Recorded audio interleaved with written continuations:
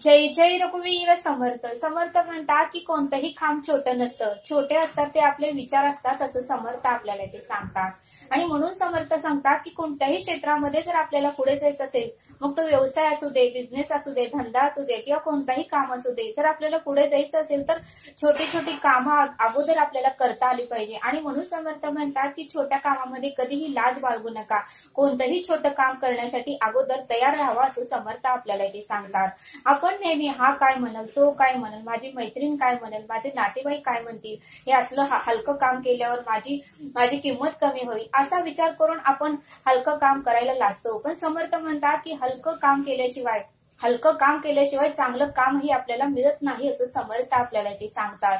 आणि म्हणून समर्थ म्हणतात की जीवनामध्ये जर यशस्वी व्हायचं असेल, जीवनामध्ये जर पुढे जायचं असेल, जीवनामध्ये जर नाव कमवायचं असेल आणि जीवनामध्ये जर आपलं अस्तित्व निर्माण करायचं असेल तर कोणत्याही छोट्या कामाला लाजू नका असं समर्थ आपल्याला ते सांगतात. आणि म्हणूनच समर्थ म्हणतात की जे आज बिझनेसमॅन ज्यांचं आज नाव निघतंय, जे आज मोठ्या पोस्टवर आहेत, त्यांचं उगाचच नाव निघत नाही. त्यांनीही बरेच त्रासातून, बरेच वेदनातून आणि छोटी छोटी कामे करूनच ते आज मोठ्या पोस्टवर आहेत, मोठ्या पदावर आहेत आणि त्यांचा बिझनेसही मोठा आहे असं समर्थ आपल्याला ते सांगतात.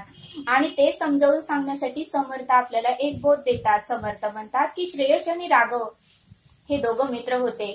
त्या दोघांनीही ग्रॅज्युएशनचं शिक्षण कंप्लीट केलं होतं. मग ज्यावेळेस त्यांना नोकरी करायची होती त्यावेळेस त्यांनी बऱ्याच ठिकाणी इंटरव्ह्यू दिला, बऱ्याच ठिकाणी त्यांनी आपले बायोडेटा दिले, पण त्या दोघांनाही नोकरी लागली नाही. शेवटी श्रेयसनी आपल्या वशिलाने किंवा आपल्या ओळखीने कोठेतरी नोकरी कमवली, पण राघवला मात्र कोठेही नोकरी लागली नाही. आणि मग मात्र श्रेयस रोज कंपनीत जॉबला जाऊ लागला आणि राघव मात्र घरातच बसला. बरेच दिवस गेले. राघवलाही वाईट वाटू लागलं की आपलं एवढं शिक्षण झालं आहे आणि तरीही आपण घरात आहे. त्यावेळेस राघवनेही ठरवलं की आता आपण कोणत्याही कामाला लाजायचं नाही, आता आपण बिझनेसमॅनच व्हायचं आणि काहीतरी मोठं करूनच दाखवायचं. त्यावेळेस मात्र श्रेयस रोज कामाला जायचा आणि राघवला टोमणे द्यायचा. काय राघव, तू मात्र घरातच बसून आहे, तू मात्र खटपट करत नाही, तू मात्र प्रयत्न करत नाही, तू धाडसी नाही, तुझ्यामध्ये गट्स नाही आणि तुझ्यामध्ये बाहेर जाऊन पैसे कमवायची तुझी लायकी नाही, असे शब्द राघवला बोलू लागला. त्यावेळेस राघवनेही शांत बसला, काहीही बोलला नाही, कारण त्याच्याकडेही दुसरा पर्याय नव्हता. कुणाच्या आधारावर आणि कुणाच्या आधारावर बोलायचं म्हणून राघवही शांत बसला. मग राघवनेही ठरवलं की आपण आता चप्पल शिवायचं काम करायचं. आणि राघवने एका रस्त्याच्या ठिकाणी आपलं जे काही चप्पल शिवायच्या कामाला जे लागतात, बूट पॉलिशच्या कामाला जे लागतात ते साहित्य त्याच्याकडे जेवढे पैसे होते तेवढ्याने त्यांनी खरेदी केले आणि तो रोडवर बसला आणि येणाऱ्या जणांचे बूट तो पॉलिश करू लागला. येणाऱ्या जणांचे चपला जर तुटलेल्या असतील तर तो शिवू लागला.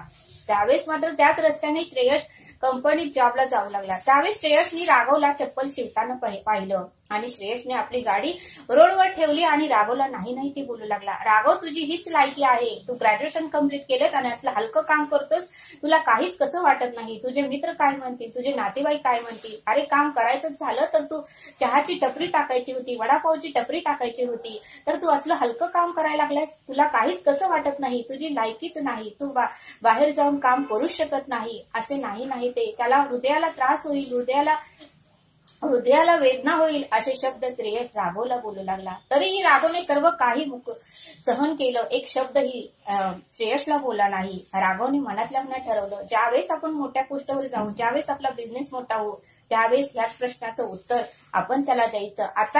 आता वेळ नाही त्याला ह्याच्या प्रश्नाचं उत्तर द्यायची. त्यावेळेस राघवने सर्व काही शांतपणे ऐकलं. राघवने हळूहळू चप्पल शिवायचं काम चालू केलं. थोडंफार त्याच्याकडे पैसे येऊ लागले, भांडवल येऊ लागलं आणि मग त्याने नवीन ही चपल्या मुंबई पुण्यामधून खरेदी केल्या आणि तेही विकायचं काम तो चालू करू लागला.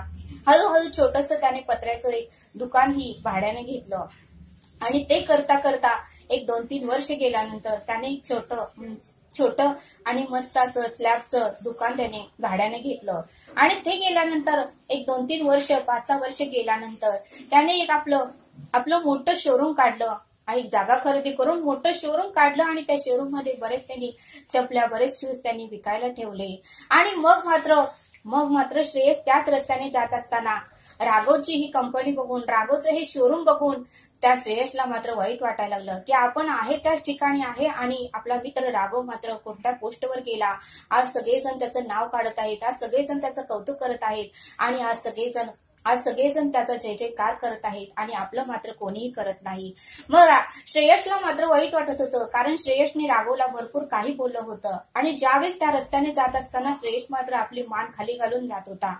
मग एके दिवशी मात्र राघवने श्रेयस जात असताना श्रेयसला अडवलं आणि श्रेयसला म्हणला, थांब, तू जरा माझ्या दुकानात ये. त्यावेळेस श्रेयस ही दुकानात आला आणि राघवने त्याला आवडीच्या पसंतीची त्याला बूटही दिले आणि म्हटला, हे माझ्याकडून तुला गिफ्ट. आणि श्रेयसला त्यांनी त्याच्या पाठीवर त्यांनी दोन तीन त्यांनी पाठावर थाप मारले आणि म्हणाले की खरंच श्रेयस तू ग्रेट आहेस आणि तुझ्यामुळेच आणि तुझ्या या शब्दामुळेच आज मी ह्या पदावर आहे. तू जर मला असे शब्द वापरले नसते, असा बोलला नसता, तर मीही आज कायमस्वरूपी तिथं चप्पल शिवत बसलो असतो. आणि खरंच तू मला बोललास, तू माझा अपमान केलास आणि तू माझी लायकी मला दाखवलीस आणि म्हणूनच मी ह्या पोस्टवर गेलो. आणि खरंच हे शब्द माझ्यासाठी अनमोल ठरले, हे शब्द माझ्यासाठी महत्वाचे ठरले आणि तू ग्रेट आहेस आणि तुझ्यामुळेच मी आज एवढा मोठा बिझनेसमॅन झालो, एवढं मोठं माझं शोरूम झालं.